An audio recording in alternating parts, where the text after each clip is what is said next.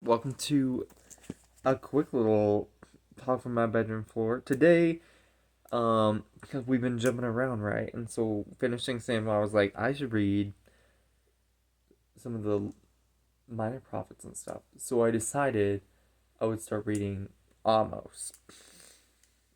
I've only read Amos once, and I completely forgot about it. So this is a good place to start. But y'all, we're introduced. This is when the Israel has been doing bad stuff. So we got chapter 1. So I'm just gonna kind of read my notes. So basically, it starts off with Amos talking about basically people going to be getting what they deserve. That judgment be coming. And so chapter 1 is basically God telling them, listing out bad things that each of these areas, these regions, and he says three, even four sins. So he's talking about it's not just one. They didn't just do one bad thing. It's multiple. Okay, that they did a number of bad things, and so each of them is going to be punished, and they're going to be destroyed. For doing all sorts of rambunctious deeds. And the big thing that sticks out is it talks about how he's going to light fire, right? And fire, when we talk about it in the Bible, it talks about cleansing, talks about sin, right? Of and the Holy Spirit, right? The Holy Spirit comes and it purifies us through fire. So we see this thing repeatedly, that fire, same thing with an altar, that an animal is sacrificed and is on an altar, it's burned, right? So basically, God's saying, okay, we're going to purify these areas because they're jacked up. And so he goes to, it talks about, it starts at the walls, right? So the walls, it's the outside fortress. It's where you think this is where we're going to stop. This is where we're going to be able to stop them. But God says, I'm going to burn through it and reach even the citadels. And a citadel is not like an easily accessed place. When I think of citadel, I think of like creepy, spooky, like protected zone. I typically think like underground. I don't think that's necessarily right. I always think of like aqueducts and catacombs, but I don't think that's actually what a citadel is. But a citadel is very, protected.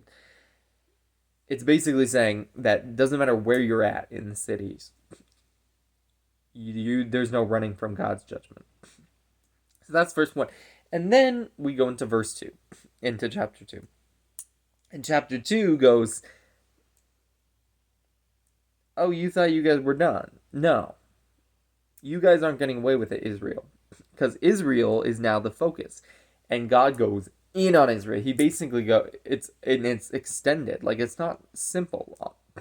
It's basically this thing of, I'm going to go, that God is judging Israel harder because he's given them all the tools. These extra people, they do deserve to be punished, but they didn't realize that they don't know better. God didn't reveal himself like that to those people. He revealed himself to Israel. And so Israel has to understand that they knew the right thing and they chose not to do it, which is bad. Yeah. And so Israel's gonna face some bad stuff.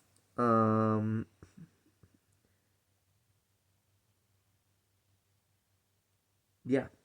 And so 3 is basically, yeah, he's like, I'm going to, because I showed you, because I've been with you, and this is how you're treating me.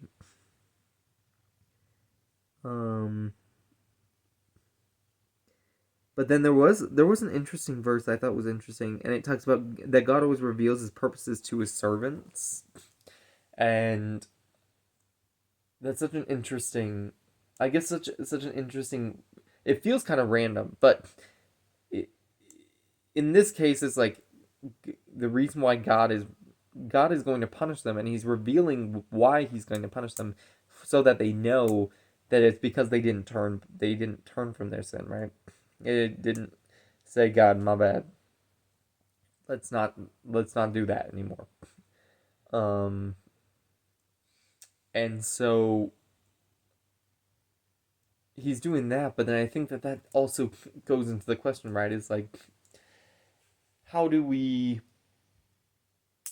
remember that, right? Of like, if God says that he's always going to reveal things to his servant, right? It may not always be at the same time that you want it, and it may take some time in asking, but he'll still reveal it. Like, God doesn't want us to just not know things. He doesn't want us to be just completely oblivious. But we have to show there has to be faith, right? There has to be, it's a relationship. It's not just like he's been here and yet we're not doing anything. Which goes into chapter 4, which is basically this whole thing about God going, is kind of this relationship piece. He said, I've been with you. I've been with you in and out, and yet here you are being wackadoodle. And I've over and over again shown you and tried to pull you back to me. And the only way that these people listen is through basically difficulties that they have to, because people are so prideful, so focused on themselves, so obsessed with themselves that they can't, that unless things go bad, they don't turn to God. And so over and over again, things start going good, and then they go, we don't need God. And so constantly, God is over and over again going, I'm going to have to humble you and go, okay, no, you can't just do it on your own. Bad thing, like, things are going to happen. Things don't happen without me. I'm in charge here. You guys are not. You guys are getting ahead of yourself. And over again until the final verse, which is one that I really dig. Actually, the final two verses 12, 13. Therefore, Israel, this is what I will do to you. And since I will do that to you, Israel, prepare to meet your God. He is here, the one who forms the mountains, creates the wind, and reveals his thoughts to man. The one who makes the dawn out of darkness and strides on the heights of the earth. The Lord, the God of armies, is his name.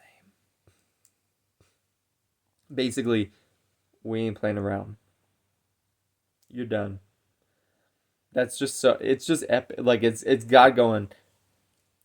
You didn't want to respect me when I was being little Mister Nice. Okay, I'm bringing the hammer down. Like God is all powerful. End of story. So I don't know. That's big. Um, but yeah, that was chapters 1 through 4. So thought this was a nice little quick little thing. So.